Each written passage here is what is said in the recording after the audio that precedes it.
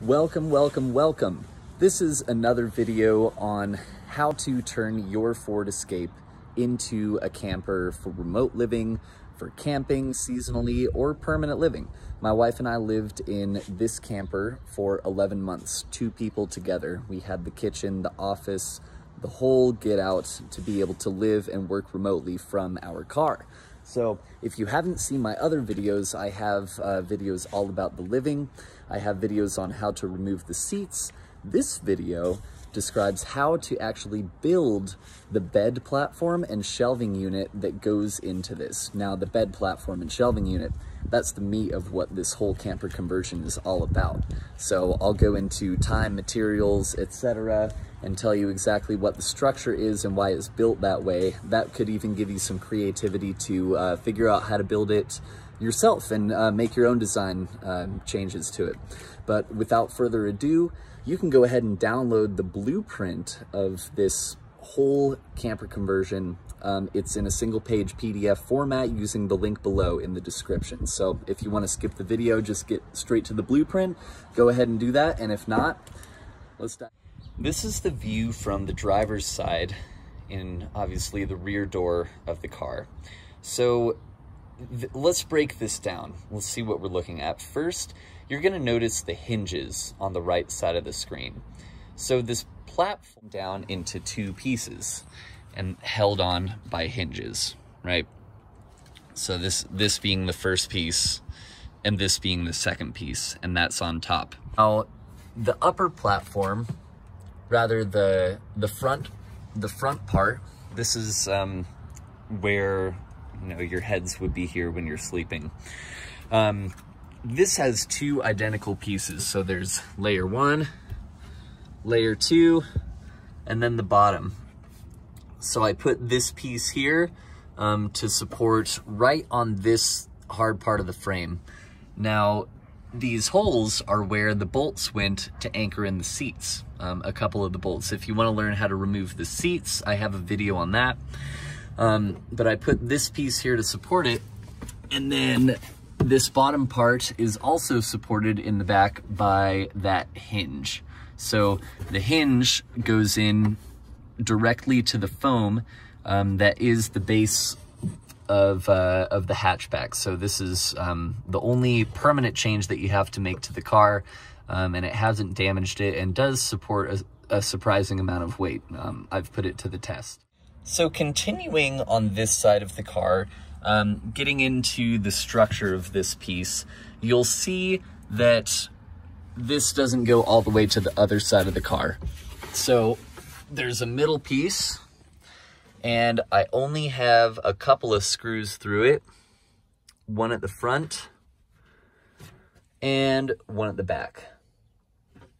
And these screws are holding a middle support that goes all the way across to the front. And that's what you're looking at there. So this isn't totally necessary for structure. I'm working with 3/4 ply here, and that is enough to hold somebody's body weight, 2 people's body weight, without that centerpiece in there. However, the centerpiece just makes it so much better when you're organizing this thing, instead of just having a black hole in the center where you're shoving things from one side and shoving things from, from the other side of the car. You just have it in 2 separate spaces, and this was our kitchen area. So I also did a couple of triangle supports there just for extra structure. You don't need to do those. And they connect to this front piece. The front piece goes all the way through to the other side, and that's mainly what is supporting this whole platform. Now, on the lower part, the platform is being supported by these 2 angled pieces. They go all the way to the bottom platform. Now that centerpiece, I have the same thing going on in the back, but it's a different piece. As you can tell, there's a gap there right now. This was a quick assembly to make this video. So just real quick, I'm looking from the passenger side, the rear door, and it is absolutely identical on this side. So you can see you have the triangle supports there in the back corner. The lower platform is supported on the bottom where the seats are attached, and there is the centerpiece that is the very back of this. The platform is attached by the hinges, which I didn't put in for the sake of this video, and it's supported right here by this, and on the front by this piece. This is the same piece that goes all the way to the other side. We're at the back of the car, and you can see the general shape of what these two pieces are. So it's separated into two pieces, as I mentioned, for a couple of reasons. Number one, this wouldn't fit in as one piece, so there you go, logistically. Number two, also sort of logistically, is that your emergency kit is underneath here, right? So you want that to be on hinges so that you can easily lift it in order to get to your spare tire, your jack, your jumper cables, whatever you have in there. So I hope that makes sense. You can see what the supports are on the bottom here. I just have three pieces. The three pieces are supporting both sides and the center, and they're also leaving room to access these side compartments that are built into your Ford Escape, where you can keep extra things. So that's the entirety of the build out. I hope that's been helpful. Again, you can download these PDFs using the link below, and I hope you do so. So that's it. I hope you are inspired and you have a little bit of guidance to go forward with the build out here.